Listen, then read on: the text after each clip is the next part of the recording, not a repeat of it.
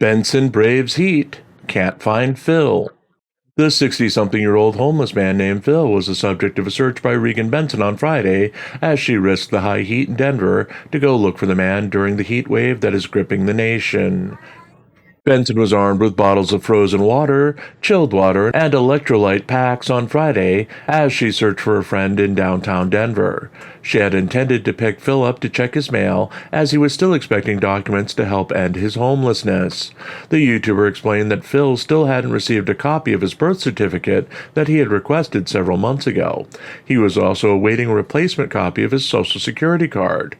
Without both documents, Phil was unable to be placed in a slot for housing last month and ran the risk of losing another opportunity for permanent housing that had just come up. Benson claimed that Phil was no longer a priority for the city of Denver, as he had been on the streets for over 15 years now, and the city considered him too old to focus on. She returned to her idea that Denver is setting up older members of the homeless population to die by making it harder to be put into permanent shelter, as most of the older homeless people do not have documentation.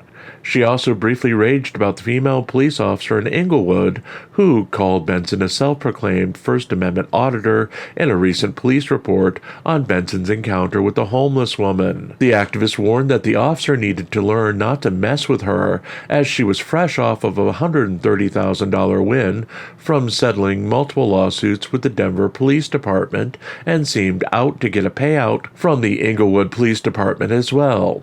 Claiming that she encountered the officer on Thursday, she said that she called herself a dirty cop watcher to the officer while calling the officer a bitch and a dumb rock. Benson was approached by several homeless people during her activities in the heat on Friday. She had a brief altercation with a homeless man wearing a heavy winter coat in the 100-degree heat. She attempted to give the man a t-shirt and bottled water, which saw the man initially tell her to go violate herself before the man calmed down and accepted her offerings. The dirty cop watcher recapped her encounters with Phil over the years and seemed saddened that he was the last survivor of 3 men she had previously housed in a hotel during the winter of 2022.